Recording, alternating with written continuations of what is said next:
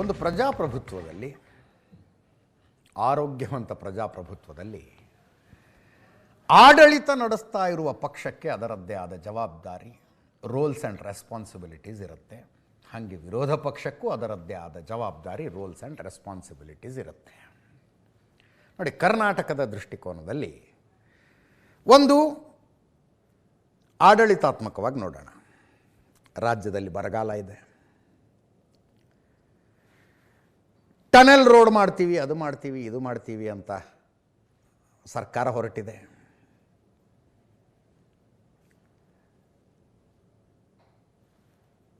ಪರಿಷ್ಕರಣೆ, SIR ಪರಿಷ್ಕರಣೆ ರಾಜ್ಯದಲ್ಲಿ ನಡೀತಾ ಇದೆ. ಅದರ ಜೊತೆ ಗ್ಯಾರಂಟಿ ಫಲಾನುಭವಿಗಳ ಪಟ್ಟಿ ಪರಿಷ್ಕರಣೆ ನಡೀತಾ ಇದೆ. ಉಳಿದಂತೆ ಈ ವೃದ್ಧಾಪ್ಯ ವೇತನ, ವಿಧವಾ ವೇತನ, ಅಂಗವಿಕಲ ವೇತನ ಪಟ್ಟಿ ಪರಿಷ್ಕರಣೆ ನಡೀತಾ ಇದೆ. ಈ ಎಲ್ಲ ವಿಷಯದಲ್ಲಿ ಬೀದಿಲಿ ನಿಂತು ಹೋರಾಡಬೇಕಾಗಿದ್ದ ಜವಾಬ್ದಾರಿ ಯಾರ ಮೇಲಿದೆ? ರಾಜ್ಯದಲ್ಲಿ ಯಾರನ್ನು ವಿರೋಧ ಪಕ್ಷ ಅಂತ ಆರಿಸಿದಾರೋ ಅವ್ರ ಮೇಲಿದೆ. ಇದು ಆಡಳಿತಾತ್ಮಕ ದೃಷ್ಟಿಯಿಂದ. ಪೊಲಿಟಿಕಲಿ ನೋಡಿ, ಕರ್ನಾಟಕದಲ್ಲಿ ಮುಖ್ಯಮಂತ್ರಿ ಬದಲಾವಣೆ ಆಗಿದೆ. ಹಿಂದುಳಿದ ಅಹಿಂದ ನಾಯಕರೊಬ್ಬರು ಕೆಳಗಿಳಿದು ಒಕ್ಕಲಿಗ ನಾಯಕರನ್ನಿಸಿಕೊಂಡಿರುವಂಥ DK ಶಿವಕುಮಾರ್ ಅವರು ಮುಖ್ಯಮಂತ್ರಿ ಆಗಿದ್ದಾರೆ. ಆ ಅಹಿಂದ ವೋಟ್ ಬ್ಯಾಂಕ್ ಹಾಗೆ ಇರುತ್ತಾ, ಒಡೆದು ಹೋಗುತ್ತಾ? ಸಿದ್ದರಾಮಯ್ಯನವರು ಕೆಳಗಿಳಿದ್ರು ಅಂತ ಕುರುಬ ಸಮುದಾಯ ಸಿಟ್ಟಾಗತ್ತಾ? ಅವರು ಬೇರೆ ಎಲ್ಲಿ ಓಟ್ ಹಾಕ್ತಾರೆ? ಅವರ ಓಟ್ ಯಾರ ಕಡೆ ಹೋಗ್ತವೆ? ಆ ಓಟ್ಗಳನ್ನು ಉಳಿದ ಪಕ್ಷಗಳ ತೆಗೆದುಕೊಳ್ಳೋದಕ್ಕೆ ಏನು ಮಾಡಬೇಕು? ಇವೆಲ್ಲ ಪೊಲಿಟಿಕಲಿ. ಇದೆಲ್ಲ ಬಿಟ್ಟು ಕರ್ನಾಟಕದಲ್ಲಿ ಏನು ಚರ್ಚೆ ಆಗ್ತಿದೆ ಹೇಳಿ? ಒಂದು ವಿಧಾನ ಪರಿಷತ್ತಿಗೆ 11 ಜನ, ಕ್ರಾಸ್ ವೋಟಿಂಗು, ಯಾರು ಮಾಡಿದ್ರು, ಧರ್ಮಸ್ಥಳದಲ್ಲಿ ಆಣೆ ಹಾಕೋಣ. ಮತ್ತೊಂದು ಕಡೆ ರಾಷ್ಟ್ರೀಯ BJP ನಾಯಕರು ಬಂದಿದ್ದರು, ಅವರು ಬೇರೆ ಬೇರೆ ನಾಯಕರುಗಳ BJP ನಾಯಕರುಗಳ ಅಭಿಪ್ರಾಯ ಸೇರಿದಾರಂತೆ, ತಗೊಂಡಿದ್ದಾರಂತೆ, 1-to-1 ಮೀಟಿಂಗ್ ಮಾಡಿದಾರಂತೆ. ಅದ್ಯಾವುದೂ ಸಾಲದು ಅಂತ ಇವತ್ತು ಸದಾನಂದ ಗೌಡರದ ಆಡಿಯೋ ಇಂಗ್ಲೀಷ್ನಲ್ಲಿ ಮಾತಾಡ್ತಾರೆ ಅವರು. ಯಾರ ಪ್ರದೀಪ್ ಜಿ ಅಂತಾರೆ, ಅಂದರೆ ಆ ಕಡೆ ಮಾತನಾಡ್ತಾ ಇರೋ ವ್ಯಕ್ತಿ ಪ್ರದೀಪ್ ಅಂತ. ಈ ಫಸ್ಟ್ ಒಂದು ಆಡಿಯೋ ಕೇಳ್ಕೊಂಬಿಡಿ, ಇದನ್ನ ವಿತ್ ಟ್ರಾನ್ಸ್ಲೇಷನ್ ಹಾಕಿದ್ದೀವಿ, ಕೇಳ್ಕೊಂಬಿಡಿ ಇದನ್ನೊಂದು ಸಲ. S. One thing, I don't know whether I'm right or wrong. You tell me. See, now he's completing his president's term 3 years by November. Okay. Sir, for another 2 months, why we should create one more confusion? If you create the confusion, again the team of Vijayendra will slowly, smoothly, another 2 months, we should push on this and we should send him out. Okay. Then his term is also over. Nobody can complain against the removal of the president. Okay. And even here also there may not be any confusion inside the party. Okay. I think with the planned way. Exactly. For it is July starting day after tomorrow. July, August, September. October, kick him out. Okay. Okay. If you do it now, his team again will Lingayats, again they may start. But if after the completion, if he is replaced by some good man, then automatically Pradeep ji, everything will go smooth. That is my opinion. I don't say that this should be done.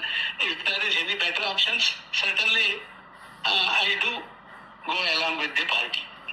Okay. Am I right? You are absolutely right. ಹಿಂಗಿದೆ ರೀ audio.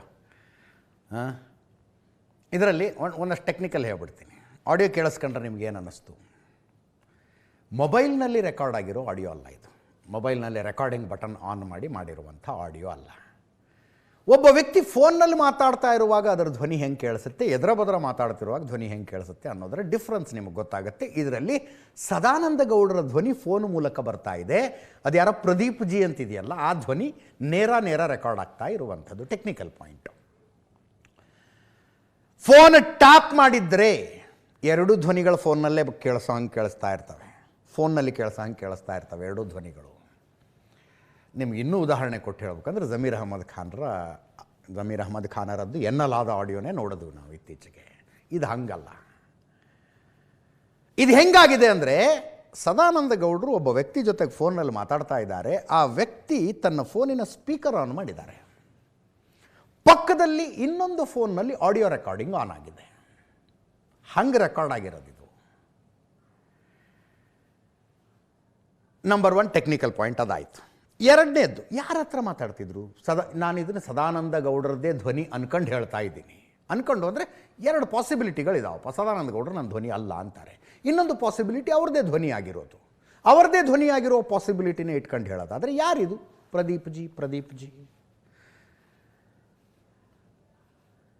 Sadananda ಗೌಡರು ಒಬ್ಬ ಮಾಜಿ ಮುಖ್ಯಮಂತ್ರಿ, ಮಾಜಿ ಕೇಂದ್ರ ಸಚಿವರು, 2024 ತನಕ MP ಆಗಿದ್ದವರು.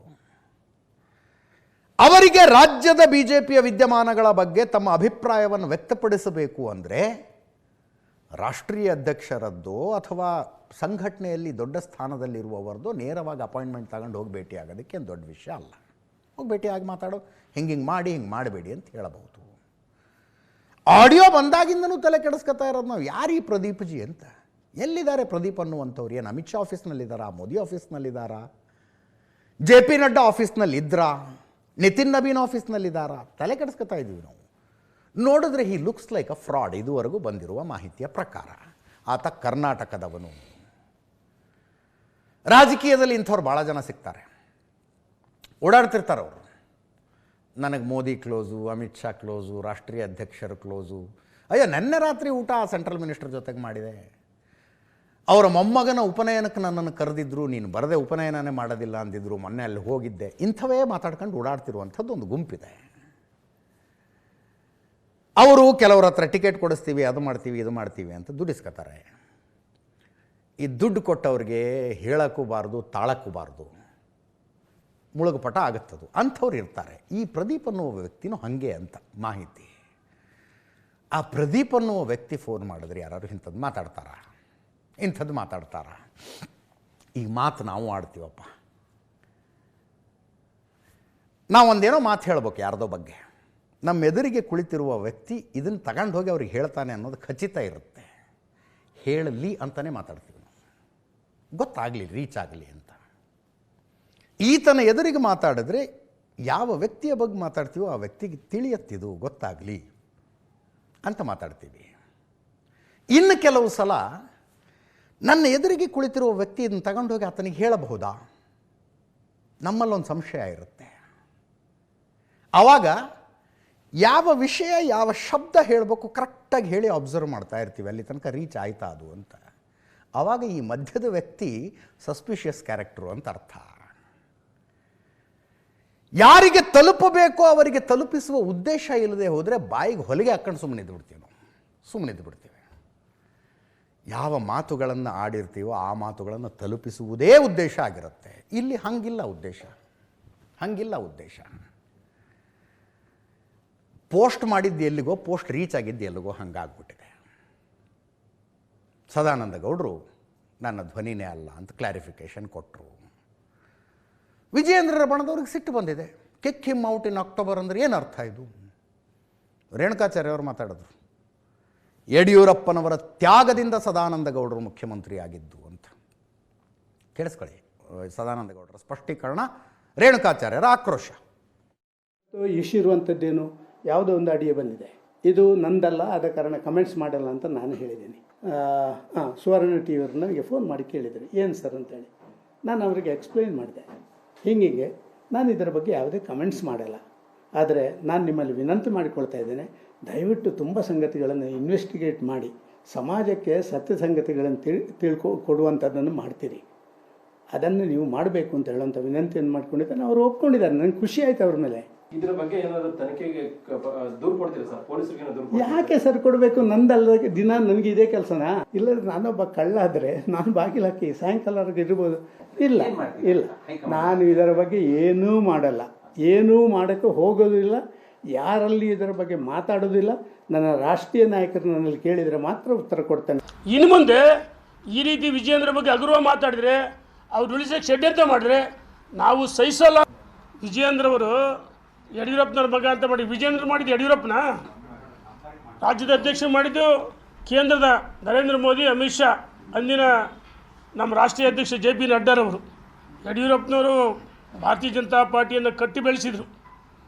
ಬಹುಶಃ ಯಡಿಯೂರಪ್ಪನವರು ಕರ್ನಾಟಕದಲ್ಲಿ ಭಾರತೀಯ ಜನತಾ ಪಾರ್ಟಿ ಕಟ್ಟಿ ಬೆಳೆಸ್ತಾ ಇದ್ದರೆ ಯಾರ್ಯಾರು ಮಾತಾಡ್ತಾರಲ್ಲ ಅವ್ರು ಯಾರೂ ಅಧಿಕಾರ ಇವತ್ತಿರ್ತಾರಲ್ಲ.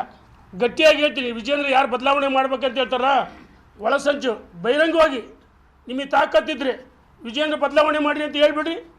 ಯಡಿಯೂರಪ್ಪನವ್ರ ಅವಶ್ಯಕತೆ ಇಲ್ಲ ಅಂತ ಹೇಳ್ಬಿಡ್ರಿ BJPಗೆ. ನಾನು ಸವಾಲಾಗ್ತೀನಿ ಅಂತರಿಗೆ.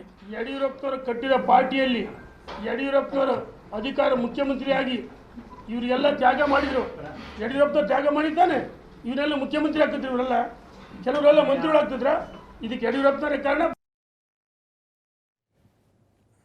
ಎಲ್ಲ ಇತಿಹಾಸ, ರಾಜಕೀಯ ಇತಿಹಾಸ ಗೊತ್ತಿರುವಂಥದ್ದೇ. ಇದೊಂದು ಹಿಂಗಾಯ್ತಾ. ಇನ್ನೊಂದು ಕಡೆ ಇದೇ ಸದಾನಂದ ಗೌಡರು versus Yelahanka MLA SR Vishwanath ಹತ್ಕೊಂಡಿದೆ. ಕೆಂಪೇಗೌಡ ಜಯಂತಿಗೆ ಸಂಬಂಧಿಸಿದಂತೆ SR ವಿಶ್ವನಾಥ್ ಯಲಹಂಕದ ಶಾಸಕರು, ಯಲಹಂಕದಲ್ಲಿ ನಡೆದಂಥ ಒಂದು ಕೆಂಪೇಗೌಡ ಜಯಂತಿಗೆ ಸದಾನಂದ ಗೌಡರು ಹೋಗಿದ್ದಾರೆ. ಅದೇ ವೇದಿಕೆಯ ಮೇಲೆ ಮುಖ್ಯಮಂತ್ರಿಗಳಿದ್ದರು, DK ಶಿವಕುಮಾರ್ ಅವರಿದ್ದರು. ಕಾಂಗ್ರೆಸ್ನವರು ಆಯೋಜಿಸಿದ ಕೆಂಪೇಗೌಡ ಜಯಂತಿ ಅಂತ SR ವಿಶ್ವನಾಥ್ ಅವರು ಹೇಳೋದು. ನಾನು 3 ಸಲ ಚೆಕ್ ಮಾಡಿದೆ, ಹಂಗೆ ಅಲ್ಲ, ಅದು ಅಲ್ಲ. SR ವಿಶ್ವನಾಥ್ ಅವರು ಸದಾನಂದ ಗೌಡರು ಮುಖ್ಯಮಂತ್ರಿ ಆಗಿದ್ದಾಗ ಅನೇಕ ಸಲ ಕಾರ್ಯಕ್ರಮಗಳಿಗೆ ಕರೆದ್ರು. SR ವಿಶ್ವನಾಥ್ ಅವರು ಒಂದು ಕೆಂಪೇಗೌಡ ಜಯಂತಿ ಮಾಡ್ತಾರೆ, ಕರೆದ್ರಂತೆ, ಅವ್ರು ಬಂದಿಲ್ಲ, ಅಲ್ಲಿ ಹೋಗ್ತಾರಲ್ಲ ಇವರು ಅಂತ.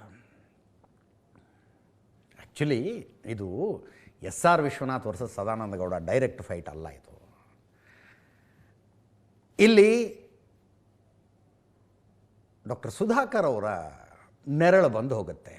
ಲೋಕಸಭಾ ಚುನಾವಣೆಯಲ್ಲಿ SR ವಿಶ್ವನಾಥ್ ಅವರು ತಮ್ಮ ಮಗನಿಗೆ ಟಿಕೆಟ್ ಕೊಡ್ಸೋಕ್ಕೆ ಟ್ರೈ ಮಾಡಿದ್ದು, ಅದೆಲ್ಲ ಏನೇನೋ ಕಥೆ ಆಗಿದೆ. ಅದು ಸದಾನಂದ ಗೌಡ್ರ ಮೇಲೆ ಸಿಟ್ಟು ಹೊರ ಹಾಕಿಬಿಟ್ರು SR ವಿಶ್ವನಾಥ್. ಅವರು ಗೌಡ್ರೇ ಅಲ್ಲ, ಅವ್ರನ್ನ ಗೌಡ್ರು ಅಂತ ಒಪ್ಪೋದು ಇಲ್ಲ ಅನ್ನೋ ಲೆವೆಲ್ಗೆ ಹೋಯ್ತಿದ್ದು. ವಕ್ರ ಬುದ್ಧಿ ಅಂತಾರೆ ಅವರು. ಅದಕ್ಕೆ ಸದಾನಂದ ಗೌಡರು ಸಿಟ್ಟಿಗೆದ್ದು ಮುತ್ತಪ್ಪರೇ ಹೇಳ್ದಂಗೆ ಗುಂಡಾಗಿರಿ ಮಾಡ್ಕೊಂಡಿದ್ದ ಮನುಷ್ಯ SR ವಿಶ್ವನಾಥ್ ಅನ್ನೋದ. ಕೇಳಿಸ್ಕೊಳ್ಳಿ. ಸದಾನಂದ ಗೌಡ್ರಿಗೆ ಹೇಳಿದ್ದೀನಿ, ನೀವು ಒಬ್ಬ BJP ನಾಯಕರಾಗಿ ಕಾಂಗ್ರೆಸ್ ಮೀಟಿಂಗ್ಗೆ ನೀವು ಹೆಂಗೆ ಹೋಗ್ತೀರಿ ಅಂತೇಳಿ. ಅವ್ರ ಬುದ್ಧಿನೂ ಅದೇನೆ. ಸದಾನಂದ ಗೌಡ್ರ ಬುದ್ಧಿನೂ ಹೆಂಗೈತೆ ಅಂದರೆ ವಕ್ರ ಬುದ್ಧಿ. ಅವರು ಕೇಂದ್ರ ಸಚಿವರಾಗಿ ಮುಖ್ಯಮಂತ್ರಿಗಳಾದಾಗ ನಾನು ಬಾಗಿಲು ಕಾಯ್ಕೊಂಡು ಕೂತಿದ್ದಿದ್ದು ಅವ್ರಿಗೆ. ಅರ್ಥವಾಯ್ತಾ? ನಾವು ಹೇಳಿದ್ವಿ, ನಾವು ಪ್ರತಿ ವರ್ಷ ನಾವು ಮಾಡ್ತಾ ಇದ್ವಿ ಅಂತ ಹೇಳಿದ್ರೆ ಇವತ್ತು ಅವ್ರಿಗೆ ಜಾತಿ ಅಭಿಮಾನ ಬಂದ್ಬಿಟ್ಟೈತೆ. ಅವರೇನು ಗೌಡ್ರು, ಅವರು ಸದಾನಂದ ಗೌಡ್ರು ಅವರು ಮಂಗಳೂರು ಕಡೆ ಗೌಡ್ರು ಅಂತ ಯಾರು ಹೇಳೋದಿಲ್ಲ. ಏನಿದ್ರು ನಮ್ಮ ಹಳೆ ಮೈಸೂರು ಪ್ರಾಂತವ್ರನ್ನೇ ಒಕ್ಕಲಿಗರು ಅಂತ ಹೇಳ್ತಕ್ಕಂಥದ್ದು. ಸದಾನಂದ ಗೌಡ್ರಿಗೆ ಹೇಳಿದ್ರು ಕೂಡ ಬಂದವ್ರೆ ಅಂತ ಹೇಳಿದ್ರೆ ಅವರು ಕೂಡ ಸಂಸದರ ಥರನೇ ಅವ್ರದ್ದು ಕೂಡ ವರ್ತನೆ ಅಂತ ಹೇಳಿ ಆಗ್ತಾಯಿದೆ. ನಾನು ಅದನ್ನು ಖಂಡಿಸ್ತಾ ಇದ್ದೀನಿ. ಸದಾನಂದ ಗೌಡ್ರು ಇಲ್ಲಿ ಬರಬೇಕಾಗಿತ್ತು. ಅವರ ಪ್ರೀತಿಯಲ್ಲಿ ಭೂಮಿಯೆಲ್ಲ ಲೂಟಿ ಹೊಡೆದು ಆಮೇಲೆ ರಾಜಕೀಯ ಪ್ರವೇಶ ಮಾಡಿ ರಾಜಕೀಯದಲ್ಲಿ ಬೇರೆ ಬೇರೆ ಸ್ಥಾನಮಾನವನ್ನು ವಹಿಸಿ BDA ಅಂತ ಒಂದನ್ನು ಮುಳುಗಿಸಿ ಇವತ್ತು ನಾನು ಸಾಚ ಅಂತ ಹೇಳಿಕೊಂಥ ಮನುಷ್ಯನಿಗೆ ನಾನು ಉತ್ತರ ಕೊಡಬೇಕಾಗಿಲ್ಲ. ನಾನು ಇದರ ಬಗ್ಗೆ ನಮ್ಮ ರಾಷ್ಟ್ರೀಯ ನಾಯಕರಿಗೆ ಬಾಕಿಯವರಿಗೆ ನಾನು ಹೇಳಲಿಕ್ಕಿದ್ದೇನೆ, ನೋಡೋಣ ಏನಾಗುತ್ತೆ ಅಂತ. ಈ ಕೆಂಪೇಗೌಡರ ಹೆಸರು ಹೇಳಿ ಎಲ್ಲ ಒಕ್ಕಲಿಗರ ಓಟ್ ತಗೊಂಡು ಅವರನ್ನೇ ಸಮಾಧಿ ಮಾಡಿ ಅವರ ಭೂಮಿಯನ್ನೆಲ್ಲ ಕೊಳ್ಳೆ ಹೊಡೆದು ಎಲ್ಲ ಅಧಿಕಾರ ಸ್ಥಾನಕ್ಕೇರಿ ಈ ರೀತಿ ಕೆಂಪೇಗೌಡರ ಕಾರ್ಯಕ್ರಮಕ್ಕೆ ಹೋಗುವುದಕ್ಕೆ ಅವರು ಹೇಳಿದಂಥ ಮಾತು ಆ ಕೆಂಪೇಗೌಡರಿಗೆ ಮಾಡಿದಂಥ ಅಪಮಾನ. ಇದಾಯಿತು. ಅದರ ಮಧ್ಯದಲ್ಲಿ BJPದ ಇನ್ನೊಂದು MG ಮಹೇಶ್ ಅಂತ ಮುಖ್ಯ ವಕ್ತಾರರಿದ್ದರು BJPಗೆ. ಇದು ಸದಾನಂದ ಗೌಡರ ಕೇಸು, ಈ ಕೇಸು ಒಂದಕ್ಕೊಂದು ಕನೆಕ್ಟ್ ಆಗುತ್ತೆ ಅನ್ನೋ ಕಾರಣಕ್ಕೆ ಹೇಳ್ತಾ ಇದ್ದೀನಿ. MG ಮಹೇಶ್ ಅಂತ ಮುಖ್ಯ ವಕ್ತಾರರಿದ್ದರು, ಆನಂತರ ಬರೀ ವಕ್ತಾರರಾಗಿದ್ದರು. ಅಶ್ವಥ್ ನಾರಾಯಣ ಅವರು ಮುಖ್ಯ ವಕ್ತಾರರಾದ ನಂತರ ಅವರನ್ನು ಪಕ್ಷದಿಂದ ಕಿತ್ತಾಕಿದ್ರು. ಇವತ್ತು 6 ವರ್ಷಗಳ ಕಾಲಕ್ಕೆ ಉಚ್ಚಾಟನೆ. ಯಾಕೆ? ಪಕ್ಷದ ಆನ್ಲೈನ್ನಲ್ಲಿ ನಡೆದ ಆಂತರಿಕ ಸಭೆಯಲ್ಲಿ ಪಕ್ಷಕ್ಕೆ ಮುಜುಗರವಾಗುವಂಥ ಮಾತುಗಳನ್ನು ಆಡಿದಾರವರು ಅಂತ. ಸದಾನಂದ ಗೌಡರು ಅದು ಆಡಿಯೋ ಅವ್ರದ್ದೇ ಅನ್ನುವುದಾದರೆ ಅದು ಪಕ್ಷದ ಶಿಸ್ತಿನ ಉಲ್ಲಂಘನೆಯ ಅಲ್ಲ. ಅದೇ ಮಾತುಗಳನ್ನು ಬಹಿರಂಗವಾಗಿ ಹೇಳಿಕೆ ಕೊಟ್ಟಿದ್ದರೆ ಪಕ್ಷದ ಶಿಸ್ತಿನ ಉಲ್ಲಂಘನೆ ಅದು. ಈಗ ನಿತಿನ್ ನಬೀನ್ BJP ರಾಷ್ಟ್ರೀಯ ಅಧ್ಯಕ್ಷರು ರಾಜ್ಯಕ್ಕೆ ಬರುವುದಕ್ಕಿಂತ ಮುಂಚೆ ದಿಲ್ಲಿಯಿಂದ ಸಂಘಟನೆಗೆ ಸೇರಿದ ಇಬ್ಬರು ಹಿರಿಯರು ಬಂದು ಅನೇಕ ಜನ BJP ಹಿರಿಯ ನಾಯಕರುಗಳನ್ನು ಮಾತಾಡಿಸಿ ಕರ್ನಾಟಕದಲ್ಲಿ BJPಗೆ ಮುಂದೆ ಏನು ಮಾಡಬೇಕು ಅಂತ ಅಭಿಪ್ರಾಯ ಕೇಳಿದ್ದಾರೆ. 3 ರೀತಿಯ ಅಭಿಪ್ರಾಯಗಳು ವ್ಯಕ್ತವಾಗಿರುವ ಸಾಧ್ಯತೆ ಇದೆಯಪ್ಪ. ಒಂದು, ಸದಾನಂದ ಗೌಡರು ಹೇಳ್ದಂಗೆ ವಿಜೇಂದ್ರರನ್ನು ಬದಲಾವಣೆ ಮಾಡಿ ಹೊಸಬರನ್ನು ತಗೊಂಬನ್ನಿ, ಹೊಸ ವ್ಯವಸ್ಥೆ ಮಾಡಿ, ಒಂದು ಅಭಿಪ್ರಾಯ. ಇನ್ನೊಂದು, ಯಾವ ಕಾರಣಕ್ಕೂ ವಿಜೇಂದ್ರರನ್ನು ಟಚ್ ಮಾಡಬೇಡಿ, ಇದೇ ವ್ಯವಸ್ಥೆ ಕಂಟಿನ್ಯೂ ಆಗ್ತಾ ಹೋಗಲಿ, ಪರಿಸ್ಥಿತಿ ಸರಿ ಹೋಗುತ್ತೆ, ಎಲ್ರಿಗೂ ವಾರ್ನ್ ಮಾಡಿ, ನೀವು ವಿಜೇಂದ್ರರಿಗೆ ಸಪೋರ್ಟ್ ಮಾಡಬೇಕು ಅಂತ ವಾರ್ನ್ ಮಾಡಿ ಅನ್ನೋ ಅಭಿಪ್ರಾಯವು ವ್ಯಕ್ತವಾಗಿರಬಹುದು. 3ನೇ ಅಭಿಪ್ರಾಯ, ನೀವು ಏನು ಮಾಡ್ತೀರೋ ಮಾಡಿ, ನಿಮ್ಮ ನಿರ್ಣಯವೇ ಅಂತಿಮ, ನೀವೇನು ನಿರ್ಣಯ ತೆಗೆದುಕೊಳ್ತೀರೋ ಅದಕ್ಕೆ ತಕ್ಕನೆ ಕೆಲಸ ಮಾಡ್ತೀವಿ ಅನ್ನೋ 3 ಅಭಿಪ್ರಾಯಗಳು ವ್ಯಕ್ತ ಆಗಿರಬಹುದಪ್ಪ. ಸದಾನಂದ ಗೌಡರು ಅದರಲ್ಲೊಂದು ಅಭಿಪ್ರಾಯ. ಸದಾನಂದ ಗೌಡರು ಈ ಅಭಿಪ್ರಾಯವನ್ನು ಯಾರ ಎದುರಿಗೆ ವ್ಯಕ್ತಪಡಿಸಬೇಕು ಅನ್ನುವ ವಿಷಯದಲ್ಲಿ ಮೈಮರೆತಿದ್ದಾರೆ. ಆ ಮನುಷ್ಯ ಏನೋ ನಂಬಿಸಿರ್ಬೇಕು. ಅಮಿತ್ ಶಾ ಕೇಳಕ್ಕೆ ಹೇಳಿದ್ದಾರೆ ನಿಮ್ಮನ್ನು, ನಿಮ್ಮ ಅಭಿಪ್ರಾಯನ ಅಂತ ಕೇಳಿರ್ಬೋದಪ್ಪ, ಹೇಳಿದ್ದಾರೆ ಸದಾನಂದ ಗೌಡರು. ಆಡಿಯೋ ರಿಲೀಸ್ ಆಗದೆ ಹೋದರೆ ನಾಯಕತ್ವ ಬದಲಾವಣೆಯ ವಿಷಯದಲ್ಲಿ, ಮತ್ತೊಮ್ಮೆ ಹೇಳ್ತಾ ಇದ್ದೀನಿ, ಆಡಿಯೋ ಸದಾನಂದ ಗೌಡರದೇ ಅನ್ಕೊಂಡು ನಾನು ಹೇಳ್ತಾ ಇರೋದು, ನಾಯಕತ್ವ ಬದಲಾವಣೆಯಲ್ಲಿ ಸದಾನಂದ ಗೌಡರ ಅಭಿಪ್ರಾಯ ಏನು ಅಂತ ಯಾರಿಗೆ ಗೊತ್ತಾಗ್ತಿತ್ತು? ಹಾಗೆ MG ಮಹೇಶು ಆನ್ಲೈನ್ನಲ್ಲಿ ನಡೆದ ಪಕ್ಷದ ಸಭೆಯೊಳಗೆ ಏನೋ ಹೇಳಿದ್ರಂತೆ. ಅವರದ್ದು ಉಚ್ಚಾಟನೆ ಮಾಡಲಾಗಿದೆ ಅನ್ನುವ ಪತ್ರ ಲಿಂಗರಾಜ್ ಪಾಟೀಲ್ರ ಸಹಿಯೊಂದಿಗೆ, ಶಿಸ್ತು ಸಮಿತಿ ಅಧ್ಯಕ್ಷರು ಅವರ ಸಹಿಯೊಂದಿಗೆ ಬಂದಾಗ ನಾನು ನಮ್ಮ ರಿಪೋರ್ಟ್ರನ್ನ ಚೆಕ್ ಮಾಡಿದೆ ಏನಾಗಿತ್ತು ಅಂತ. ರಿಪೋರ್ಟ್ರ್ ಹೇಳಿದ್ರು, ಇತ್ತೀಚೆಗೆ ಕೊಟ್ಟಂಥ MLC ಟಿಕೆಟ್ಗಳ ವಿಷಯದಲ್ಲಿ ಅವ್ರಿಗೆ ಅಸಮಾಧಾನ ಇತ್ತು, ಆ ಅಸಮಾಧಾನವನ್ನು ತೋಡ್ಕೊಂಡಿದ್ದಾರೆ, ಜನ ಹಿಂಗಂತಾರೆ ಅಂತ ತೋಡ್ಕೊಂಡಿದ್ದಾರೆ ಅಂತ. ಉಚ್ಚಾಟನೆ ಮಾಡದೆ ಹೋಗಿದ್ರೆ ಅದು ಪಕ್ಷದ ಒಳಗಿನ ಚರ್ಚೆ. ಅದು MG ಮಹೇಶನ್ ಬಹಿರಂಗವಾಗಿ ಬಂದು ಹೇಳಿರಲಿಲ್ಲ. ಇದನ್ನೆಲ್ಲ ನೋಡ್ತಾ ಇರುವಾಗ ನನಗೆ ಅಯ್ಯೋ ಪಾಪ ಅನ್ಸೋದು BJPಯ ಕಾರ್ಯಕರ್ತರುಗಳ ಬಗ್ಗೆ. ತುಂಬ ಡೆಡಿಕೇಟೆಡ್ ಕಾರ್ಯಕರ್ತರಿದ್ದಾರೆ, ನಿಷ್ಠಾವಂತ ಕಾರ್ಯಕರ್ತರಿದ್ದಾರೆ, ಸಿದ್ಧಾಂತ ಬದ್ಧತೆಯ ಕಾರ್ಯಕರ್ತರಿದ್ದಾರೆ. ಅಲ್ಲಿ ಮೋದಿ ಅಮಿತ್ ಶಾ ಏನೋ ಸಣ್ಣ ಕೆಲಸ ಮಾಡಿದ್ರು ಇವ್ರಿಗೆ ಮೈ ತುಂಬ ರೋಮಾಂಚನ ಆಗತ್ತೆ. ಎಲ್ಲಂದ್ರಲ್ಲಿ ನಿಂತು ತಮ್ಮ ಪಕ್ಷವನ್ನು, ಸಿದ್ಧಾಂತವನ್ನು ಸಮರ್ಥನೆ ಮಾಡಿಕೊಳ್ತಾರೆ. ಅಂಥ ಕಾರ್ಯಕರ್ತರಿದ್ದಾರೆ. ದೇವದುರ್ಲಭ ಕಾರ್ಯಕರ್ತರು. ನಾಯಕತ್ವದ ಕಥೆ ಹಿಂಗಾಗಿದೆ ಇಲ್ಲಿ, ಲೀಡರ್ಶಿಪ್ ಕಥೆ ಹಿಂಗಾಗಿದೆ ಇಲ್ಲಿ. ಆರಂಭದಲ್ಲೇ ಹೇಳಿದ್ನಲ್ಲ, ದಿಕ್ಕು ತಪ್ಪಿದ ವಿರೋಧ ಪಕ್ಷ ಆಡಳಿತ ನಡೆಸುವವರಿಗೆ ವರದಾನ.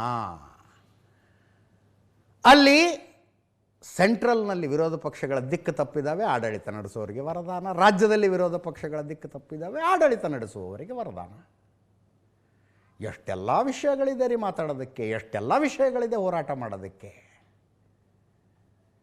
ನಡೀತಾ ಇರೋದೇನು ನೋಡಿ ಇಲ್ಲಿ.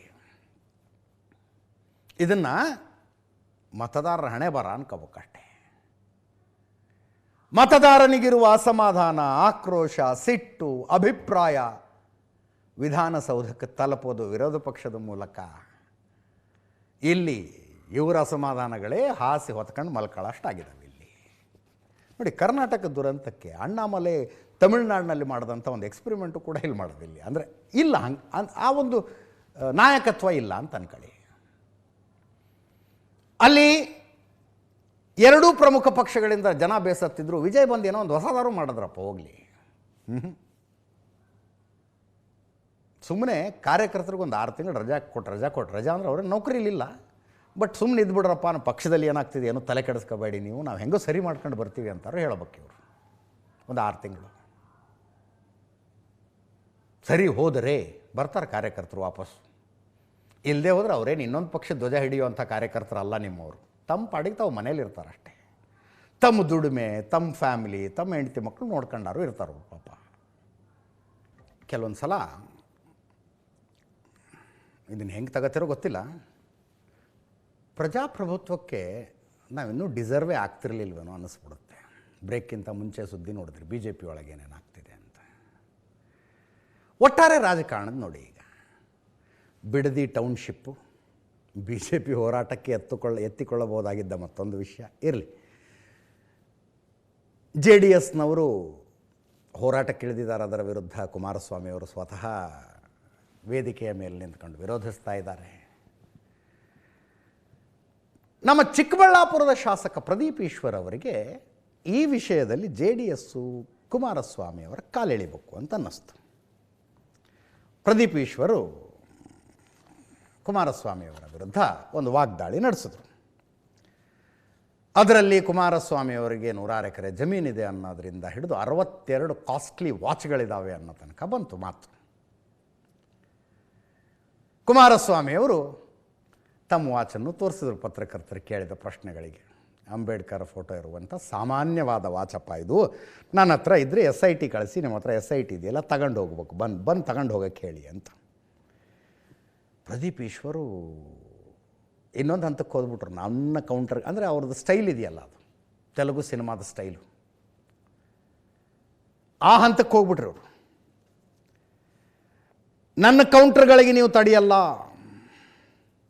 ನಾನು ಮುಂದೆ ಕೋರ್ಟ್ಗೆ ಹೋಗ್ತೇನೆ, ಕೇಸ್ ಗೆದ್ದು ನಿಮಗೆ ಸ್ವೀಟ್ ಕೊಡ್ತೀನಿ. ಒಕ್ಕಲಿಗರನ್ನು ತುಳಿದಿದ್ದೀರಾ, ನಾನು OBC ಬಿಡೋಣ, ಮಾನ ಮರ್ಯಾದೆ ಇರೋರ ಜೊತೆ ಹೋರಾಟ ಮಾಡ್ತೀನಿ, ಇಲ್ಲದೆ ಇರೋರ ಜೊತೆ ಹೋರಾಟ ಮಾಡಲ್ಲ. ಪ್ರದೀಪ್ ಈಶ್ವರ್ ಹೇಳಿದ್ದಿದ್ದು. ಅದಕ್ಕೆ ಶಿಡ್ಲಘಟ್ಟ JDS ಶಾಸಕ ರವಿಕುಮಾರ್ ಅವರು ಒಂದು ಚಾಲೆಂಜ್ ಮಾಡಿದ್ರು. ಏನೋ ಗ್ಯಾರಂಟಿ ಹವಾದಲ್ಲಿ ಗೆದ್ದು ಬಿಟ್ಟಿದೀಯ ನೀನು, ಮುಂದಿನ ಎಲೆಕ್ಷನ್ ಗೆದ್ದು ತೋರಿಸು, ನಾನು ನಿನ್ನ ಮನೆ ಮುಂದೆ ವಾಚ್ಮನ್ ಆಗ್ತೀನಿ. ಅಕಸ್ಮಾತ್ ನೀನು ಸೋತ್ರೆ ಕುಮಾರಸ್ವಾಮಿ ಮನೆ ಮುಂದೆ ನೀನು ವಾಚ್ಮನ್ ಆಗಿ ಕೆಲಸ ಮಾಡಬೇಕು ಅಂತ ನಾವೊಂದು ಎಚ್ಚರಿಕೆ ಕೊಡ್ತೀನಿ. ವಾಚ್ಮನ್ ಆಗೋ ಚಾಲೆಂಜ್ಗಳನ್ನು ಬಿಟ್ಟುಬಿಡಿ ವಾಚ್ಮನ್ ಆಗೋ ಚಾಲೆಂಜ್ಗಳನ್ನು. ಹಿಂಗೆ ವಾಚ್ಮನ್ ಆಗ್ತೀನಿ ಅನ್ನೋದು ಕೊಟ್ಟ ಮಾತಿನಂತೆ ನಡೆದುಕೊಂಡಿದ್ರೆ ಜಮೀರ್ ಅಹ್ಮದ್ ಖಾನ್ ಅವರು ಯಡಿಯೂರಪ್ಪನವ್ರ ಮನೆ ಮುಂದೆ ವಾಚ್ಮನ್ ಆಗಬೇಕಾಗಿತ್ತಪ್ಪ. ಇಲ್ಲಿಗೆ ಬಂತಿದ್ದು ಫಸ್ಟ್ ರೌಂಡ್. ಇದು ಧಾರಾವಾಹಿಯ ಮೊದಲನೇ ಎಪಿಸೋಡ್. ಇದನ್ನೊಂದು ಸಲ ನೋಡಿ. ನನಗೆ ಕುಮಾರಣ್ಣ, ನೀವೆಂಗೂ ನಿಮ್ಮವ್ರನ್ನ ಸಹಿಸಲ್ಲ ಅಂತ ನನಗೆ ಗೊತ್ತಿತ್ತು. ಏನೋ ನಮ್ಮಂಥ OBC ಹುಡುಗರು ಬೆಳ್ಕೊಂತೀವಿ ಅಂದರೆ, ನೀವು ನಮ್ಮಂಥ ಬಡವ್ರ ಮಕ್ಕಳು, ಅನಾಥ ಮಕ್ಕಳು, ನಾವೇನೋ ಎಷ್ಟು ಜನ, ನಾವೊಂದು ವಿದ್ಯಾಸಂಸ್ಥೆಗೆ ಒಂದು CS8 ಮಾಡ್ಕೋಬಾರ್ದು. ನೀವು CM ಆಗಿದ್ದಾಗ ನೀವು 62 ವಾಚ್ ಕಟ್ಟಿದ್ದೀರಾ. ನಿಮ್ಮ 62 ವಾಚಲ್ಲಿ ಸ್ಟಾರ್ಟಿಂಗ್ ಪ್ರೈಸು 10 ಲಕ್ಷ. ಆ 62 ವಾಚಲ್ಲಿ 75 ಲಕ್ಷದ ವಾಚ್ ನೀವು ಕಟ್ಟಿದ್ರಿ. ಇವಾಗ ನಿಮ್ಮ ವಾಚ್ ಕಲೆಕ್ಷನ್ ನನಗೆ ಗೊತ್ತಿರೋ ಪ್ರಕಾರ 85 ಆಗಿದೆ. ನೀವು ಕೈಯಲ್ಲಿ ಕಟ್ಟೋ ವಾಚು 85 ವಾಚು, ಅದರ ಕಾಸ್ಟೇ ಹತ್ತತ್ರ 15-20 ಕೋಟಿ ಆಗುತ್ತೆ ಕುಮಾರಣ್ಣನ ಪಂಚೆ ಒಂದೇ ಸಿಂಪಲ್ಲು, ಇನ್ನೆಲ್ಲ ಕಾಸ್ಟ್ಲಿ. ಇದು ಸ್ವಲ್ಪ ಒಂಚೂರು ನೋಡಿ ಯಾವ ವಾಚು ಅಂತೇಳಿ. ಏನೋ 75 ಲಕ್ಷದ್ದು 80 ಲಕ್ಷದ್ದು ಅಂತ. ಇಲ್ಲಿ ಅಂಬೇಡ್ಕರ್ ಅವರ ಚಿತ್ರ ಇರತಕ್ಕಂಥ ವಾಚ್ ಇದು. ಬಂದು ಯಾರನ್ನಾದ್ರೂ ಕಳಿಸ್ಬಿಟ್ಟು ಇವರು ಎಂಥದ್ದು SIT ಇಟ್ಕೊಂಡವ್ರಲ್ಲ, ಚೆಕ್ ಮಾಡಿ ತಗೊಂಡು ಹೋಗಿ ಕೇಳಿ. ದಯವಿಟ್ಟು ಕುಮಾರಣ್ಣ, ನಾನು ಕೌಂಟರ್ಗಳು ತಟ್ಕೊಳಕ್ಕಾಗಲ್ಲ. ಹೈಕೋರ್ಟಲ್ಲಿ ಹೋಗ್ತೀನಿ, ಈ ಕೇಸ್ ನಾನು 15 ಡೇಸಲ್ಲಿ ಎಕ್ಸ್ಪ್ಲನೇಷನ್ ಕೊಟ್ಟು ಗೆಲ್ತೀನಿ. ನಮ್ಮ ಕುಮಾರಣ್ಣನಿಗೋಗಿ ಒಂದು ಸ್ವೀಟ್ ಕೊಟ್ಟು ಬರ್ತೀನಿ. ಕುಮಾರಣ್ಣ, ನೀನು ಒಕ್ಕಲಿಗರನ್ನೆಲ್ಲ ತುಳಿದಾಕಿದ್ಯಾ. ಏನೋ ಒಂದು OBC ಅವ್ರನ್ನ ಬಿಟ್ಬಿಡು ಕುಮಾರಣ್ಣ, ನಮ್ಮ ಪಾಡಿಗೆ ನಾವು ಜೀವನ ಮಾಡ್ತೀವಿ. ನಾನು ಮಾನ ಮರ್ಯಾದೆ ಇರೋರ ಮೇಲೆ ಜೊತೆ ಫೈಟ್ ಮಾಡೋಕ್ಕೆ ಇಷ್ಟಪಡ್ತೀನಿ. ನಾನು ಕುಮಾರಣ್ಣ ಅವರು ದೊಡ್ಡವರು ಸರ್, ಅವರು ಮಾಜಿ ಮುಖ್ಯಮಂತ್ರಿಗಳು. ನಾನೆಲ್ಲಿ ಏನಾದರೂ ಮಾತಾಡಿದ್ರೆ ವೈಟ್ ಆ್ಯಂಡ್ ವೈಟ್ ಅಂತಾರೆ. 2028 ವಿಧಾನಸಭೆ ಚುನಾವಣೆಯಲ್ಲಿ NDA ಅಭ್ಯರ್ಥಿನಾಕಿ ಈ ಚಿಕ್ಕಬಳ್ಳಾಪುರ ವಿಧಾನಸಭಾ ಕ್ಷೇತ್ರದಲ್ಲಿ ಚುನಾವಣೆ ಮಾಡೋಕ್ಕೆ ನಾವೇ ಬರ್ತೀರಿ. ಅವರು ನಮ್ಮ ಸವಾಲನ್ನು ಸ್ವೀಕಾರ ಮಾಡಲಿ. ಆತನ ಗೆದ್ದರೆ ಆತನ ಮನೆ ಬಾಗಿಲಲ್ಲಿ ನಾನು ವಾಚ್ಮನ್ ಕೆಲಸ ಮಾಡ್ತೀನಿ. ಆತನ ಸೋತ್ರೆ ನಮ್ಮ ಕುಮಾರಣ್ಣ ಮನೆ ಬಾಗಿಲಲ್ಲಿ ಅವ್ರು ವಾಚ್ಮನ್ ಕೆಲಸ ಮಾಡ್ಬೇಕು. ಈ ಸವಾಲು ಸ್ವೀಕಾರ ಮಾಡಲಿ. ಆತನ ಗಂಡಸಾದರೆ ಈ ಸವಾಲು ನಾನು ಸ್ವೀಕಾರ ಮಾಡಲಿ. ಕುಮಾರಣ್ಣವ್ರು ಈ ರಾಜ್ಯಕ್ಕೆ ಕೊಡುಗೆ ಏನಂತ ಗೊತ್ತಾಯ್ತಾ? ಕುಮಾರಣ್ಣವ್ರು ವಿರುದ್ಧವಾಗಿ ಮಾತಾಡಿಬಿಟ್ರೆ ಈ ರಾಜ್ಯದ ಮುಖ್ಯಮಂತ್ರಿಗಳು DK ಶಿವಕುಮಾರ್ ನಿಮ್ಮನ್ನು ಮಂತ್ರಿ ಮಾಡ್ತಾರೆ ಅಂತ ಮಾತಾಡ್ತಾ ಇದ್ದೀರಾ. ಲೋಕಲ್ ಬಾಡಿಗಳಲ್ಲಿ ಯಾವ್ಯಾವ ನೀನು ಕಾಂಗ್ರೆಸ್ ಪಾರ್ಟಿ ಅಭ್ಯರ್ಥಿಗಳು ಗೆಲ್ಸಿದ್ಯಾ? ನಿನ್ನ ಕೊಡುಗೆ ಏನು ಕಾಂಗ್ರೆಸ್ ಪಾರ್ಟಿಗೆ? ನಿನ್ನ ಕೊಡುಗೆ ಏನು ಚಿಕ್ಕಬಳ್ಳಾಪುರ ವಿಧಾನಸಭಾ ಕ್ಷೇತ್ರದಲ್ಲಿ? ನಿನ್ನ ಕೊಡುಗೆ ಏನು ಕಾಂಗ್ರೆಸ್ ಪಾರ್ಟಿ? ಚಿಕ್ಕಬಳ್ಳಾಪುರ ಕ್ಷೇತ್ರದ ಕಾಂಗ್ರೆಸ್ ಶಾಸಕರು ಕಾಂಗ್ರೆಸ್ಸಿಗೇನು ಕೊಡುಗೆ ಕೊಟ್ಟಿದ್ದಾರೆ ಅಂತ ಶಿಡ್ಲಘಟ್ಟದ JDS ಶಾಸಕರು ಪ್ರಶ್ನೆ ಕೇಳ್ತಾ ಇದ್ದಾರೆ. ಗೊತ್ತಿರಲಿ ಅಂತ ಹೇಳಿದೆ ಅಷ್ಟೇ. ಅದಾದ ಮೇಲೆ ಚಿಕ್ಕಬಳ್ಳಾಪುರದ ಕನ್ನಡ ಭವನದಲ್ಲಿ ಕೆಂಪೇಗೌಡ ಜಯಂತಿಗೆ ಸ್ಥಳೀಯ ಶಾಸಕ ಪ್ರದೀಪ್ ಈಶ್ವರ್ ಅವರು ಬಂದರು. ಅಲ್ಲಿ ಕೆಳಗಿದ್ದ ಜನ ಗಲಾಟೆ ಮಾಡಿದ್ರು. ಒಂದಷ್ಟು ಜನ, ನಮ್ಮ ಸಮುದಾಯದ ನಾಯಕನ ಬಗ್ಗೆ ಬಾಯಿಗೆ ಬಂದಂಗೆ ಮಾತಾಡಿದ್ದೀರಿ, ಧಿಕ್ಕಾರ ಕೂಗೋದಿರುತ್ತಲ್ಲ, ಧಿಕ್ಕಾರ ಕೂಗಿ ಜೋರು ಗಲಾಟೆ ಆಯ್ತಲ್ಲಿ. ಕ್ಷಮೆ ಕೋರಬೇಕು, ಹಂಗೆ ಮಾಡಬೇಕು, ಹಿಂಗೆ ಮಾಡಬೇಕು ಅಂತ ನೋಡ್ತಾ ಇದ್ದೀರಿ.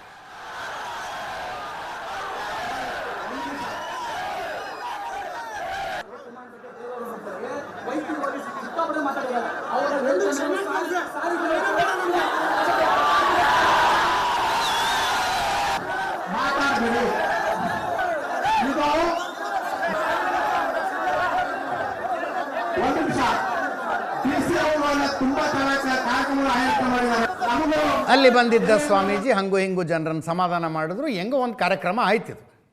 ಪ್ರೋಗ್ರಾಮ್ ಮುಗಿಸಿ ಹೊರಗೆ ಬಂದ ಮೇಲೆ ಪ್ರದೀಪ್ ಈಶ್ವರ್ ಅವರು ಮಾಧ್ಯಮದ ಜೊತೆ ಮಾತಾಡ್ತಾ, ಈ ಸಲ ಭಾಷೆ ಒಂದೇ ಅಲ್ಲ, ಬಾಡಿ ಲ್ಯಾಂಗ್ವೇಜ್ನಲ್ಲೂ ಪ್ರತಿಭಟಿಸ್ತಾ ಇರೋರಿಗೆ ತೋಳಕ್ಕೆ ತಟ್ಟಿ ಮೀಸೆ ತಿರುವಿ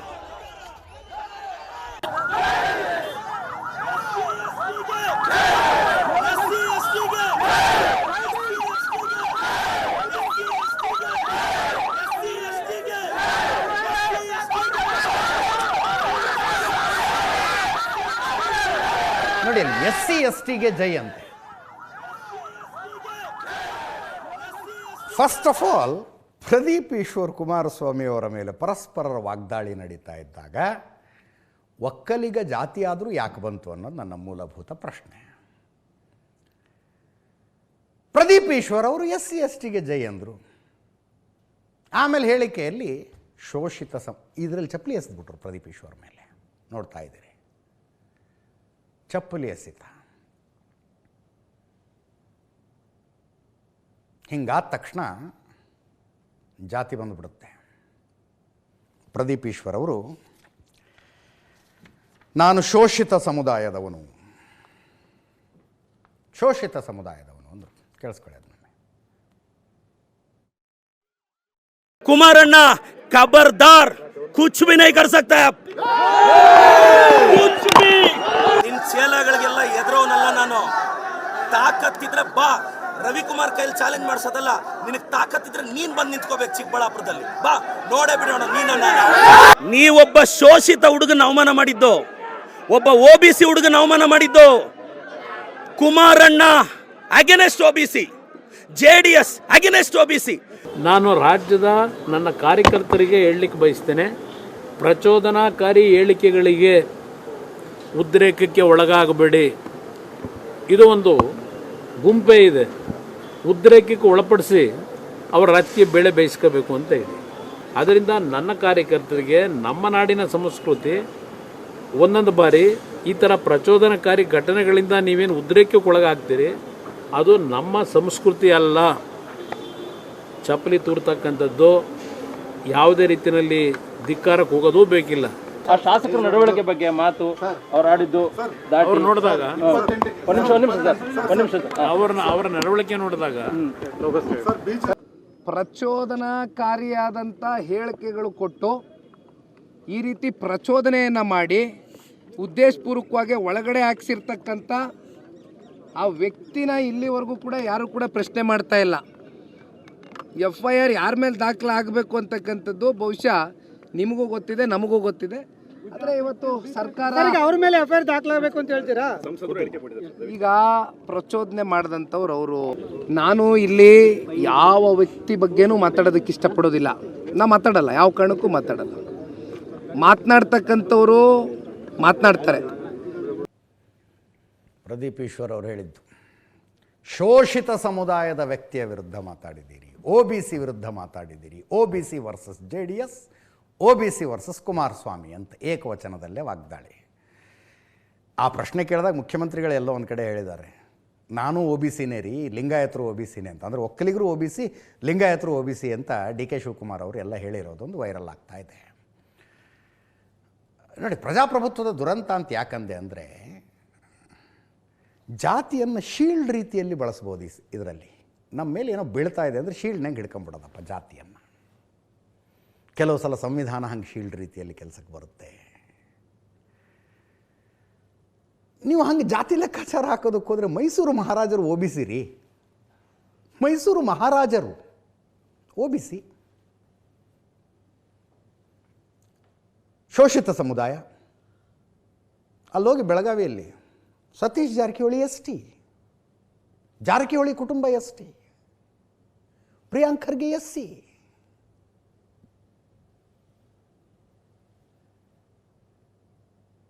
ಕುಮಾರಸ್ವಾಮಿ ಅವ್ರಿಗೇನಾದರೂ ಅಂದರೆ ಒಕ್ಕಲಿಗ ಸಮುದಾಯಕ್ಕೆ ಬೈದಂಗೆ, ಯಡಿಯೂರಪ್ಪನವ್ರಿಗೇನಾದರೂ ಅಂದರೆ ಲಿಂಗಾಯತ ಸಮುದಾಯಕ್ಕೆ ಬೈದಂಗೆ, ಸಿದ್ದರಾಮಯ್ಯನವ್ರಿಗೇನಾದರೂ ಅಂದರೆ ಕುರುಬ ಸಮುದಾಯಕ್ಕೆ ಬೈದಂಗೆ, ಪ್ರದೀಪ್ ಈಶ್ವರ್ಗೇನಾದರೂ ಅಂದರೆ ಸಮಸ್ತ OBCಗೆ ಬೈದಂಗಂತೆ, ಸಮಸ್ತ OBCಗೆ ಬೈದಂಗೆ. ಅವರು ಇದನ್ನ ಹೇಳ್ತಾರೆ ಅನ್ನೋದು ಆಶ್ಚರ್ಯ ಅಲ್ಲ, ಹಾಗೆ ಭಾವಿಸುವ ಜನ ಇದ್ದಾರೆ ಅನ್ನೋದು ಆಶ್ಚರ್ಯ ನನಗೆ. ಸತೀಶ್ ಜಾರಕಿಹೊಳಿಗೆ ಏನಾದ್ರು ಬೈದ್ರೆ ನೀವು ST ಸಮುದಾಯಕ್ಕೆಲ್ಲ ಬೈದಂಗೆ. ಪ್ರಿಯಾಂಕ್ ಖರ್ಗೆ ಅವರು ಬೈದರೆ, ಪ್ರಿಯಾಂಕ್ ಖರ್ಗೆ ಅವರಿಗೆ ಬೈದರೆ ಎಲ್ಲ SCಗಳಿಗೂ ಬೈದಂಗೆ. ಇದು ಎಲ್ಲಿ ಯಾವ ಹಂತಕ್ಕೆ ಹೋಗಿದೆ ಅಂದರೆ, ಯಾವುದಾದರೂ ಒಬ್ಬ ನಾಯಕನ ಮೇಲೆ ಭ್ರಷ್ಟಾಚಾರದ ಆರೋಪ ಮಾಡಿದರೂ ಕೂಡ ಇಡೀ ಸಮುದಾಯಕ್ಕೆ ಅವಮಾನ ಮಾಡ್ದಂಗಂತೆ, ಇಡೀ ಸಮುದಾಯಕ್ಕೆ ಅವಮಾನ ಮಾಡ್ದಂಗಂತ. ನೀವು ಯಾವುದೋ ಒಂದು ಪ್ರಾಜೆಕ್ಟ್ನಲ್ಲಿ ಹಿಂಗೆ ದುಡ್ಡು ತಿಂದಿದ್ದೀರಿ ಅಂತಂದರೂ ಕೂಡ ಇಡೀ ಸಮುದಾಯಕ್ಕೆ ಅವಮಾನ ಮಾಡ್ದಂಗಂಥದ್ದು ಅಲ್ಲಿಗೆ ಬಂದು ನಿಂತಿದೆ.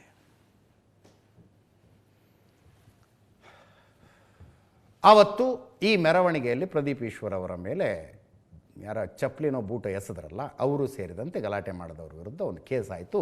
ಚಿಕ್ಕಬಳ್ಳಾಪುರ ಪೊಲೀಸರು ಅರೆಸ್ಟ್ ಮಾಡಿ ಜೈಲಿಗೆ ಹಾಕಿದ್ದಾರೆ ಅವರನ್ನು. ನಿಖಿಲ್ ಕುಮಾರಸ್ವಾಮಿ ಅವರು ಚಿಕ್ಕಬಳ್ಳಾಪುರಕ್ಕೆ ಬಂದು ಅವ್ರನ್ನ ಭೇಟಿಯಾಗಿ ಧೈರ್ಯ ಹೇಳಿ ಹೋದರು. ಸದ್ಯಕ್ಕೆ ಇಲ್ಲಿಗೆ ಬಂದು ನಿಂತಿದೆ ಇದು. ಒಂದು ಸಲ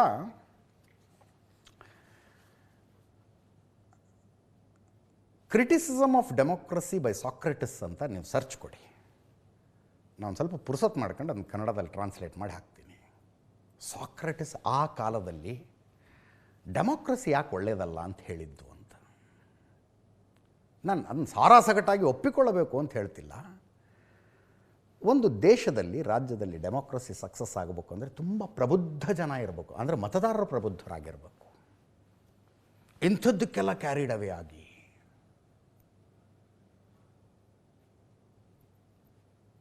ಕೆಂಪೇಗೌಡರ ಜಯಂತಿ ಒಕ್ಕಲಿಗರ ಓಲೈಕೆಗೆ ಅಂತ ಆಗ್ಬಿಟ್ಟಿದೆ ಅಷ್ಟೇ. ವಾಲ್ಮೀಕಿ ಜಯಂತಿ ಎಸ್ ಟಿ ಸಮುದಾಯದ ಓಲೈಕೆ, ವಾಲ್ಮೀಕಿ ಸಮುದಾಯದ ಓಲೈಕೆ. ಬಸವ ಜಯಂತಿ ಲಿಂಗಾಯತರ ಸಮಾಧಾನ ಆಗ್ತಾರೆ, ಖುಷಿ ಆಗ್ತಾರೆ. ಇದು ಪ್ರಬುದ್ಧ ಮತದಾರರಿರುವ ರಾಜ್ಯದಲ್ಲಿ ನಡೀಬಾರ್ದು. ಹಿಂಗೆ ಯಾವುದಾದರೂ ಮಹಾನ್ ವ್ಯಕ್ತಿಯ ಜಯಂತಿಯನ್ನು ಆಚರಿಸ್ತಾ ಇದ್ದೀವಿ ಅಂದರೆ ಆತ ಹೇಳಿದ ಆದರ್ಶಗಳನ್ನು ನೆನಪಿಸಿಕೊಡೋದಕ್ಕೋಸ್ಕರ ರೀ. ಅದು ಆದರ್ಶಗಳನ್ನು ನೆನಪಿಸಿಕೊಡೋದಕ್ಕೋಸ್ಕರ. ಇದು ಹೆಂಗೆ ಒಕ್ಕಲಿಗ ವರ್ಸಸ್ OBC ಆಗುತ್ತೆ? ಯಾಕೆ ಆಗಬೇಕು? ಕುಮಾರಸ್ವಾಮಿ ವರ್ಸಸ್ ಪ್ರದೀಪ್ ಈಶ್ವರ್ ಇರಲಪ್ಪ.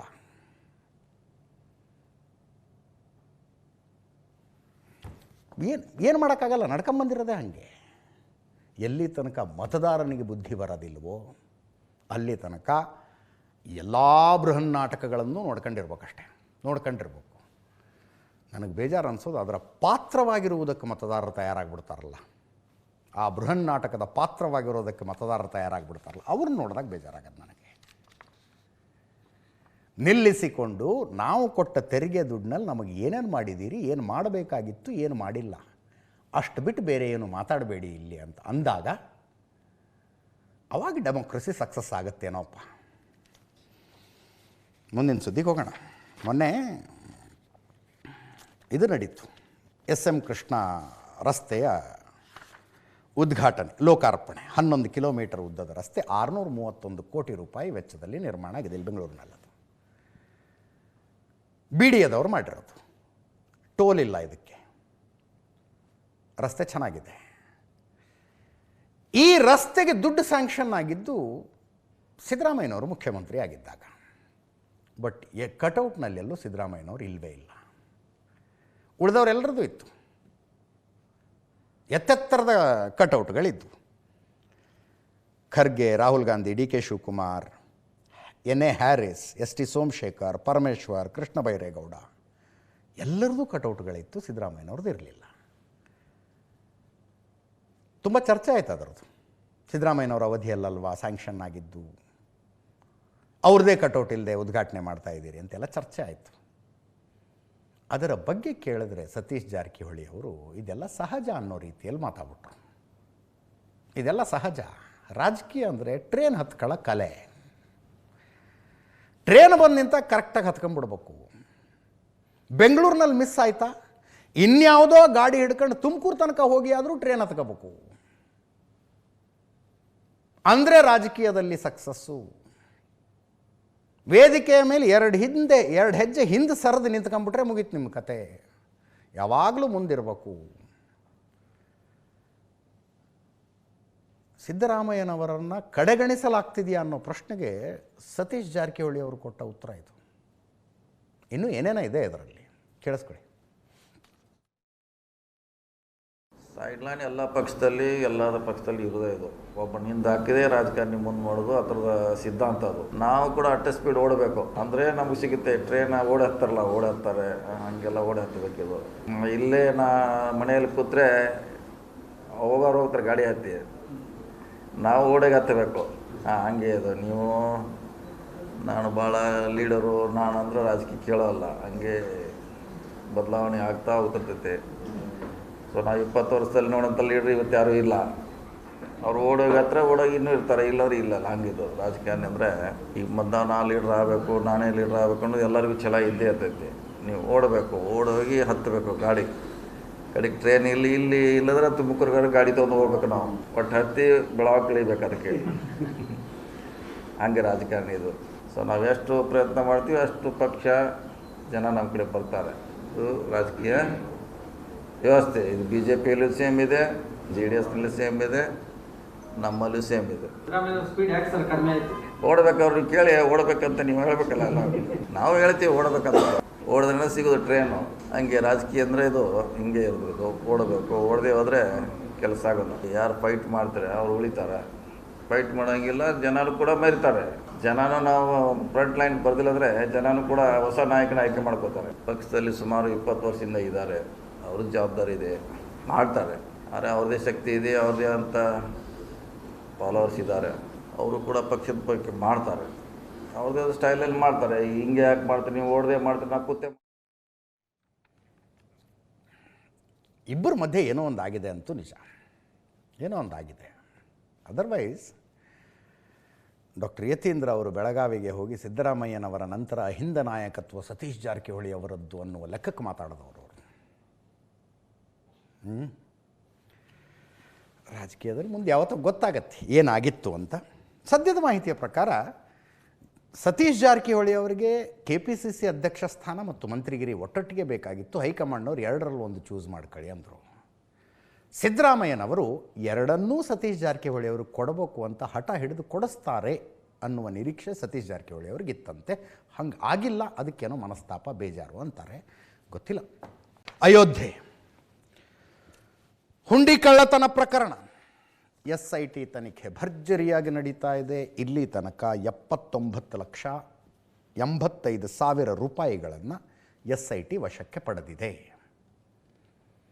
ಎಕ್ಸಾಕ್ಟಾಗಿ ಎಷ್ಟು ಕಳ್ಳತನ ಆಗಿದೆ ಅನ್ನುವುದರ ಮಾಹಿತಿ ಇಲ್ಲ. ಎಕ್ಸಾಕ್ಟಾಗಿ ಎಷ್ಟಾಗಿದೆ ಅನ್ನುವ ಮಾಹಿತಿ ಇಲ್ಲ. ಅಖಿಲೇಶ್ ಯಾದವ್ ಅವರ ಪ್ರಕಾರ 200 ಕೋಟಿ, ಸಂಜಯ್ ರಾವತ್ ಪ್ರಕಾರ 2,000 ಕೋಟಿ.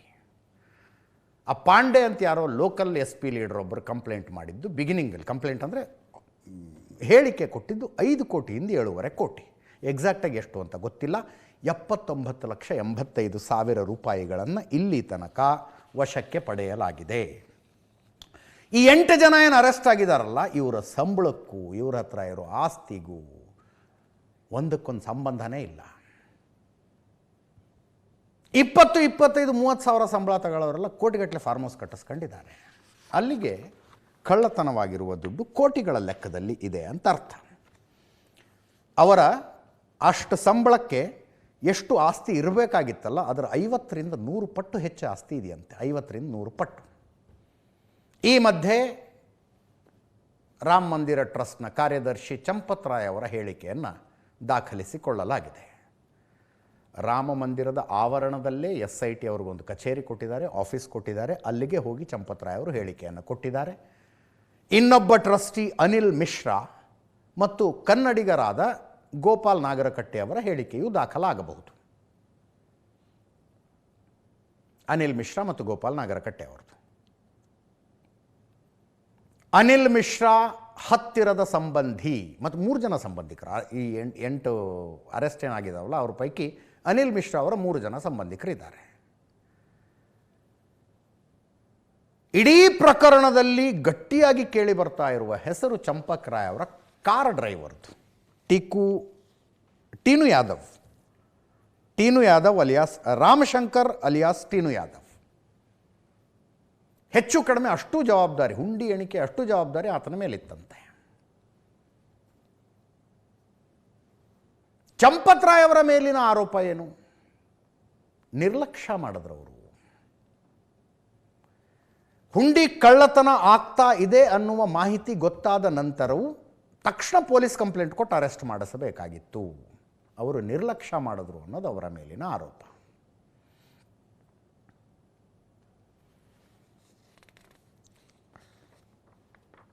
ಅರೆಸ್ಟ್ ಆದಂಥ 8 ಜನ ನೌಕರರ ರಿಕ್ರೂಟ್ಮೆಂಟ್ಗೆ ಚಂಪತ್ ರಾಯ್ ಅವರು ಶಿಫಾರಸು ಮಾಡಿದ್ರಂತೆ. ಅನಿಲ್ ಮಿಶ್ರಾ ಟ್ರಸ್ಟಿ, ಅವರ ಆಸ್ತಿಯ ಮೇಲೂ ಕಣ್ಣಿದೆ SIT ಎಷ್ಟು ಮಾಡ್ಕೊಂಡಿದ್ದಾರೆ ಇವರು ಆಸ್ತಿ ಅನ್ನೋದರ ತನಿಖೆ ಆಗ್ತಾ ಇದೆ. ಯೋಗಿ ಆದಿತ್ಯನಾಥ್ ಉತ್ತರ ಪ್ರದೇಶದ ಮುಖ್ಯಮಂತ್ರಿಗಳು ಮತ್ತೆ ಮಾತಾಡಿದ್ದಾರೆ ನೋಡಿ. अखिलेश जी, अयोध्या को तो राम भक्तों ने सजा और संवार दिया है, आप उसकी चिंता मत करिए, पश्चाताप करिए, एक बार रामलला का दर्शन कर लीजिए, कम से कम इसी से और सद्बुद्धि आएगी। और अब तैयारी करिए कि हम कृष्ण कन्हैया के लिए भी कुछ कर सकें।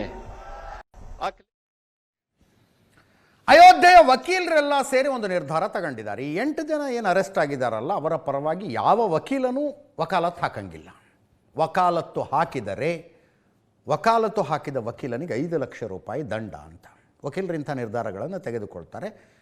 ಅವರ ಪ್ರೊಫೆಷನ್ನಿನ ಕೋಡ್ ಆಫ್ ಕಾಂಡಕ್ಟಿಗೆ ವಿರುದ್ಧವಾದದ್ದು. ಬಟ್ ಕೆಲವು ಸಂದರ್ಭದಲ್ಲಿ ಒಂದು ವಿಮರ್ಶೆ ಮಾಡೋದಕ್ಕಾಗೋದಿಲ್ಲ. ಅದರ ಜೊತೆಗೆ ಈ 3 ಜನ ನಿರ್ಲಕ್ಷ್ಯದ ಆರೋಪ ಏನು ಬಂದಿದೆಯಲ್ಲ, ಗೋಪಾಲ್ ನಾಗರಕಟ್ಟೆ, ಅನಿಲ್ ಮಿಶ್ರಾ ಮತ್ತು ಚಂಪತ್ ರಾಯ್, 3 ದಿನದಲ್ಲಿ ನೀವು ಅಯೋಧ್ಯೆ ಬಿಟ್ಟು ಹೋಗಬೇಕು ಅಂತ ಅವರಿಗೆ ಡೆಡ್ಲೈನ್ ಕೊಟ್ಟಿದೆ. ಕೇಳಿಸ್ಕೊರಿ. अनिल मिश्रा, गोपाल राव 3 दिन के अंदर अयोध्या छोड़ के चले नहीं जाए और या तो जेल इनको भेजा जाए। अगर ऐसी परिस्थिति नहीं होगी तो हम पूरा अयोध्या जाम कर देंगे, किसी को अयोध्या में घुसने नहीं देंगे। हमारे अधिवक्ता संघ अयोध्या का कोई भी अधिवक्ता ये राम जन्मभूमि चोरी के अभियुक्तों की डिफेंस की ओर से वकालत नहीं करेगा।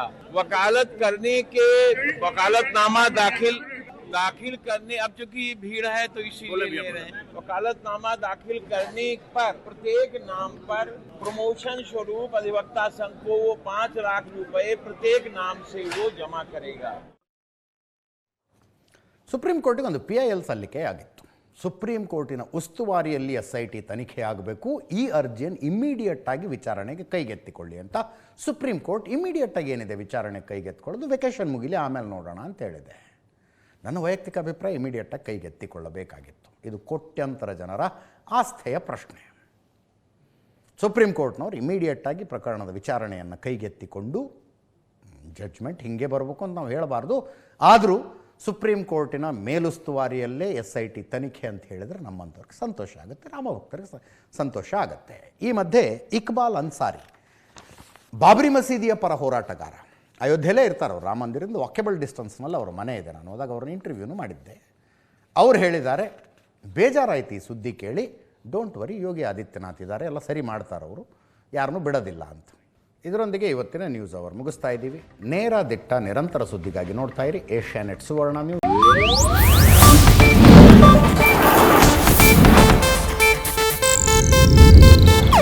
ಇದು ಏಷ್ಯಾನೆಟ್ ನ್ಯೂಸ್ ನೆಟ್ವರ್ಕ್ ಪ್ರಸ್ತುತಿ.